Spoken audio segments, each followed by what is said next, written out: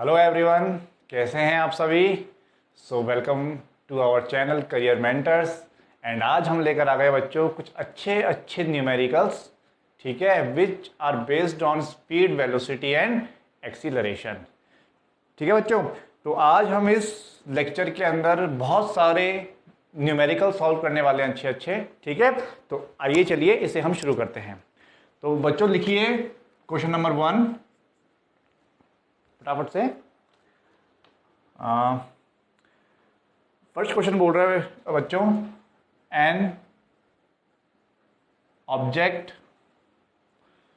Is moving, an object is moving in a circle of radius R. एक object है जो circle के अंदर घूम रहा है, जिसका रेडियस कितना है बच्चों, आर। आपको इसके अंदर कैलकुलेट करना है, calculate distance and displacement, distance and displacement. First one कब करना है, जब when it completes half the circle। ठीक है, समझेंगे अभी हम फिलहाल इसको, क्वेश्चन को समझेंगे अभी। Second one, when it completes one full circle। ठीक है जी, चलिए फटाफट से नोट करिए इसको, फिर हम इसको पता स्टार्ट करेंगे। ओके, चलो बच्चों स्टार्ट करते हैं। बच्चों देखो, आप सब सामने देखिए, हमको बच्चों डिस्टेंस एंड डिस्प्लेसमेंट निकालना है। कब? अच्छा, एक चीज पहले हम सबसे पहले इसका डायग्राम बनाएंगे। ये एक सर्कुलर पाथ है हमारा, मतलब एक सर्कल है ये, जिसका रेडियस कितना है बच्चों, आर। ठीक है, समझ में आया आपको, आप लोगों को इतना अभी तक आ गया होगा। ये सर्कल है, इसका रेडियस है बच्चों आर, है ना। आपको इसका डिस्टेंस एंड डिस्प्लेसमेंट निकालना है। कब? जब वो पार्टिकल, एक ऑब्जेक्ट है मान लो इस पॉइंट पे, ये पॉइंट है, पॉइंट को है ना, ये पॉइंट मैंने बोल दिया ए। जब ये पार्टिकल आधा चक्कर लगा लेता है सर्किल का, हाफ द सर्कल, है ना। जब ये सर्कल मतलब यहां से शुरू होके और यहां तक आता है बच्चों, ये हाफ द सर्कल, आधा सर्कल कंप्लीट करता है। फिर से बनाता हूं इसको एक बार। ये सर्कुलर पाथ ये है, यहां पे बच्चों एक ऑब्जेक्ट है, ये ऑब्जेक्ट है ए, है ना। ये है सेंटर ओ, ये रेडियस है बच्चों आर। जब ये आधा चक्कर लगाता है सर्किल का, यहां पे आता है, समझ में आ रही है ना मेरी बात। ये पॉइंट ए से चल के किस पे आता है, बी पे। ठीक है जी, तो आपको बताना है कि इसका डिस्टेंस कितना होगा बच्चों और डिस्प्लेसमेंट कितना होगा। चलिए शुरू करते हैं। अब बच्चों अगर ये ऑब्जेक्ट यहां से घूम के यहां पे आता है, अब एक चीज आप याद करिए, सर्कल के केस के अंदर, सर्कुलर केस के अंदर, ठीक है, डिस्टेंस क्या होता है, सरकमफ्रेंस ऑफ द सर्किल। समझ में आ रही है मेरी बात। यानी सर्किल के बाउंड्री के अबाउट, बाउंड्री अगर कोई मूव करता है, इसका मतलब वो कुछ ना कुछ डिस्टेंस कवर कर रहा होगा ऑब्जेक्ट। ठीक है, इतनी बात आप लोगों को समझ में आ गई होगी। ओके, तो बच्चों अगर एक चक्कर लगाने में, बताओ सरकमफ्रेंस ऑफ द सर्कल कितना होता है, पूरा एक राउंड लगाने में ये होता है बच्चों 2 पाई आर। कितना होता है, 2 पाई आर, वन राउंड के अंदर, वन कंप्लीट राउंड के अंदर। ठीक है, आधे चक्कर लगाने में कितना होगा, हाफ राउंड में कितना होगा बच्चों, 2 पाई आर 2πr/2। ठीक है, 2 से 2 कटा, कितना आया πr। तो बच्चों यहां से डिस्टेंस कितना आ जाएगा अपना, फर्स्ट वाला कर रहा हूं मैं अभी, डिस्टेंस कितना आ जाएगा अपना πr। ये ऐसे चल के इस टाइप से आया, ठीक। तो पाई कितना है हमारा, आप इसको बता ज्यूम कर लीजिए कि पाई इक्वल्स टू 22/7। ठीक है, तो 22/7 इंटू आर। ठीक है, तो ये आंसर कितना आ गया 22r/7। ये हमारा आंसर आ गया, एक डिस्टेंस आ गया है। ठीक है, अब अगर आप लोगों को क्वेश्चन के अंदर आर की वैल्यू कुछ ना कुछ गिवन होती है, अज्यूम कर लो, मान लो यहाँ पे आर की वैल्यू गिवन होती है आपको 7 मीटर। ठीक है, सर्कुलर पाथ है जिसके अंदर आर की वैल्यू कितनी है गिवन 7 मीटर। तो आप यहाँ पे सिंपली आर की वैल्यू आप कितनी पुट करते, 7 से 7 करता तो आंसर कितना था 22 मीटर, या फिर जो भी गिवन होता किलोमीटर, है ना। ठीक है, समझ में आपको कितना आ गया होगा। चलिए अगला निकालना है बच्चों हमको इसके अंदर डिस्प्लेसमेंट। ओके, डिस्प्लेसमेंट क्या होता है बच्चों, मैंने आप लोगों को ये भी बता रखा है, shortest distance between the initial and final point. Initial और फाइनल पॉइंट के बीच का सबसे छोटा रास्ता, उसी को हम क्या बोलते हैं बच्चों, डिस्प्लेसमेंट, है ना। ये ए पॉइंट है और ये बी पॉइंट है, इनका सबसे शॉर्टेस्ट पाथ क्या होगा, ये वाला स्ट्रेट लाइन। शॉर्टेस्ट पाथ, या मैं ऐसे बोलूं डिस्प्लेसमेंट हमेशा बच्चों स्ट्रेट लाइन के अंदर ही होता है, स्ट्रेट पाथ होता है बिल्कुल ये। ठीक है, ओके, तो ए बी कितना होगा, आप खुद बता दो, आप इसका बताएं आंसर। ए बी कितना होगा, देखो ओ ए अगर आर है तो ओ बी भी कितना होगा, आर रेडियस ही होगा ये भी। ठीक है, समझ में आ रही है मेरी बात। डिस्प्लेसमेंट कितना आ गया, आर प्लस आर कितना आ गया 2r। खत्म बात, ये हमारा पहला पार्ट कंप्लीट हो गया। ठीक है, नोट डाउन करिए बेटा इसको फटाफट से, फिर हम आगे मूव करते हैं सेकंड पार्ट की ओर। चलिए हो गया, ओके। नेक्स्ट क्वेश्चन, मतलब इसी का ही नेक्स्ट पार्ट, जब वो पार्टिकल एक चक्कर पूरा लगाता है, अब वो यहां पे नहीं है बच्चों।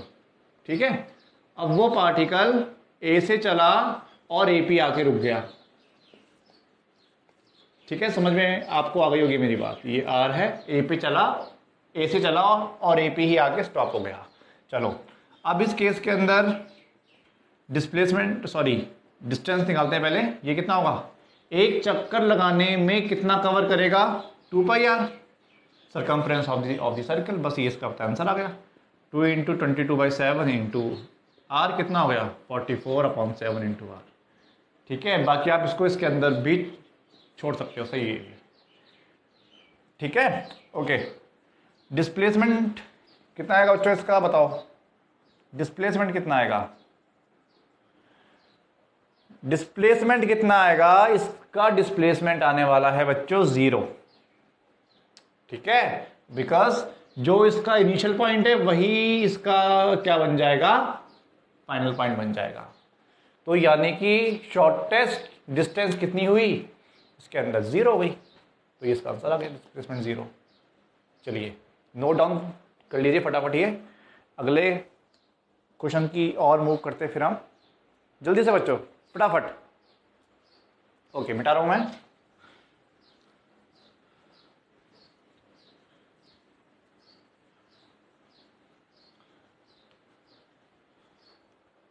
अगला को लिखिए बच्चों क्वेश्चन फटाफट से। नेक्स्ट क्वेश्चन बोल रहा है हमारे पास कि an object travels 16 metre in 4 seconds. एक ऑब्जेक्ट है जो इतना डिस्टेंस कवर करता है 4 सेकेंड्स के अंदर ओनली। ठीक है, and then another 16 meter and then another 16 metre in 2 seconds. अगले 16 मीटर 2 सेकंड में कंप्लीट करता है। आपको बताना है कैलकुलेट इट्स एवरेज स्पीड। ठीक है जी, calculate its average speed. Easy सा क्वेश्चन है बिल्कुल। अब याद करो क्या फॉर्मूला बताया था एवरेज स्पीड का। Average speed is equals to total distance upon total time. यही बताया था ऐसा कुछ आपको, total distance upon total time. Total distance कितना है बच्चों, 16 प्लस 16, पहले ये वाला फिर बाद में ये वाला, ऐड कर दो। टाइम कितना लगा, ये प्लस ये कितना हो गया 4 प्लस 2। तो यहां से कितना आएगा बच्चों 32/6। ठीक है, क्लियर है इतना। 2 ये 18 ये 3 आ गया। ठीक है, अरे नहीं गलत हो गया क्या, 2 6 टोटल यहाँ पे आएगा 6 है ना। तो यहाँ से आ गया 16/3 मीटर पर सेकेंड। ठीक है, इतना आप लोगों को समझ में आ गया होगा।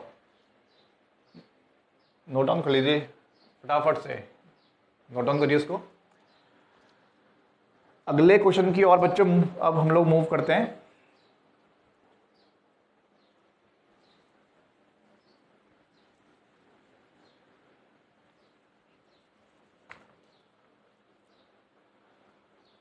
अगला क्वेश्चन बोल रहा है बच्चों ये कि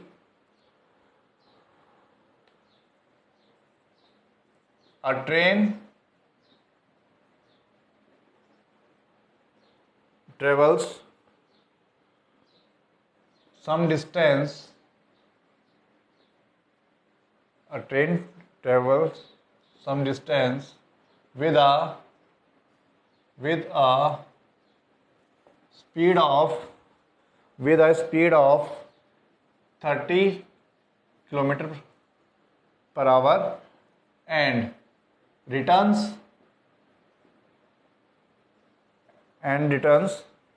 with a speed of 45 kilometre per hour. ठीक है, और इसमें आप लोगों से बच्चों पूछा हुआ है calculate average speed of the train. चलिए निकालिए फटाफट से बच्चों, एक मिनट का टाइम है आपके पास, फटाफट से। इतने मैं अपना मार्कर फिलअप कर लेता हूं, जल्दी से निकालिए बच्चों।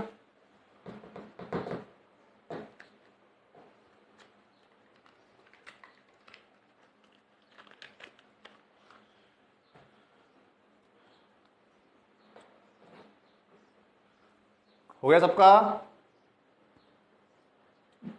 जल्दी जल्दी जल्दी जल्दी फटाफट। इजी क्वेश्चन है बिल्कुल।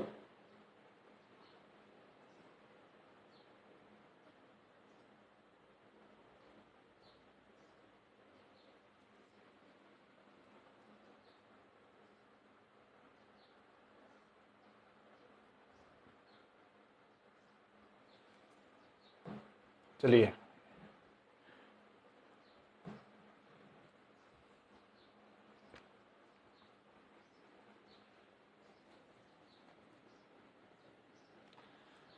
हो गया सबका,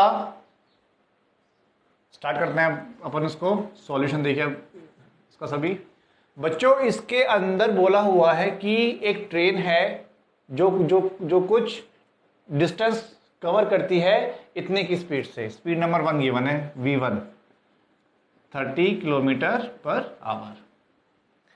ठीक है, और वापस आती है विद स्पीड ऑफ इतने kilometre per hour. Calculate the average speed of the train. तो देखिए बच्चों कैसे करेंगे, देखो ये एक पॉइंट है, मान लो ए से बी एक ट्रेन जाती है। जब ये ट्रेन ए से बी जाती है बच्चों, तो इसकी स्पीड कितनी गिवन है आपको 30 किलोमीटर पर आवर। ठीक है, अब मान लो ए से बी कुछ डिस्टेंस है बच्चों x, कितनी है x, ठीक है। अब जब वो b से a को वापस आती है उस टाइम इसकी स्पीड है 45 किलोमीटर पर आवर। अगेन आएगी तो भी डिस्टेंस कितनी होगी बच्चों, x ही होगी, सिंपल सी बात है। चलिए अब एवरेज स्पीड का फॉर्मूला करता हूं मैं, क्या होता है, total distance upon total time, ठीक है। टोटल डिस्टेंस कितनी है बच्चों, x गया और x आ गया वापस, x plus x. Total time कितना है। अब टाइम के बारे में तो सर यहाँ पे हमको कुछ गिवन है ही नहीं, तो अब आप सब सामने सुनिए, सामने सामने सामने फटाफट। ये टाइम है t1, इसका टाइम मान लो आप t2, ठीक है। तो यहाँ बच्चों मैंने बोल दिया t1 प्लस t2, तो यहाँ से हमारे पास फिलहाल एवरेज स्पीड का फॉर्मूला बन रहा है 2x upon t1 plus t2। पर क्या हम इसको ऐसे ही छोड़ दें, नहीं, इसको हमको आगे और सॉल्व करना पड़ेगा। देखो अब बच्चों अपन ने एक फॉर्मूला पढ़ा हुआ है, आप सभी को पता है कि speed equals to distance upon time. आ रही है बात समझ में, स्पीड इज इक्वल्स टू क्या होता है बच्चों, डिस्टेंस अपॉन टाइम, ठीक है। तो यहां से टाइम का फॉर्मूला क्या हो जाएगा, डिस्टेंस अपॉन स्पीड। टी को यहां भेज दिया, स्पीड को नीचे भेज दिया मैंने, ठीक है। अगर मैं t1 के लिए बात करूंगा, t1 के लिए डिस्टेंस कितनी आएगी बच्चों, डिस्टेंस है x और स्पीड कितनी है 30 किलोमीटर पर आवर। समझ में आ रही है मेरी बात, है ना, ओके। एंड t2 के लिए अगर मैं बात करूंगा तो क्या बोलूंगा, डिस्टेंस कितनी है x, अगेन कितना आया, x ही आया, ठीक है। और स्पीड कितनी इसकी बच्चों 45 किलोमीटर पर आवर, ठीक है। चलिए तो यहां से बच्चों एवरेज स्पीड का फॉर्मूला क्या आएगा, देखो average speed is equals to 2x upon, थोड़ा सा ऊपर कर देता हूं, चलो इधर ही कर देता हूं, 2x अपॉन t1 कितना है x अपॉन 30 प्लस t2 कितना है x अपॉन 45, ठीक है। अब यहां से क्या आएगा, 2x अपॉन x कॉमन आ जाएगा, अंदर क्या बचेगा 1 अपॉन 30 प्लस 1 अपॉन 45। चेक कर लो एक मिनट, ये दिख रहा है क्या, हाँ ठीक है, ओके सही है। तो बच्चों यहाँ पे देखो x से x उड़ गया, यहाँ बचा अपने पास 2 अपॉन 1 अपॉन 30 प्लस 1 अपॉन 45, ठीक है। चलो इसको अपन आगे सॉल्व करते हैं फटाफट, ओके। सो अब यहां से एवरेज स्पीड का फॉर्मूला हमारे पास क्या आ रहा है, 2 अपॉन, अब देखो बच्चों, क्या इसमें से और इसमें से 1 अपॉन 15 कॉमन आ रहा है क्या, 1 अपॉन 15। चाहो तो आप इसके अंदर सीधा सीधा एलसीएम लेके भी सॉल्व पता कर सकते हो, वो आपकी इच्छा है। मैंने 1 अपॉन 15 कॉमन लिया, अंदर बचा 1 upon 2 plus 1 upon 3, just easy करने के लिए मैंने पता ऐसा किया है ना, 2 अपॉन अब 1 अपॉन 15, ठीक है, इनटू ये क्या आएगा, यहां पे एलसीएम लूंगा तो एलसीएम आएगा 6, 2 3 यहां पे आएगा 3 प्लस 2, क्लियर है इतना, चलो बहुत ही बढ़िया। 15 और ये 6 बच्चों ये जाएंगे ऊपर, 2 इंटू ये 15 ऊपर गया, इंटू ये वाला 6 पता है ऊपर गया, अपॉन 3 प्लस 2 कितना होता है 5, ये कटा, ये हमारा कितना आया 3, 6 3 जा 18, 18 2 जा 36 kilometre per hour is the average speed, 36 kilometre per hour is the average speed.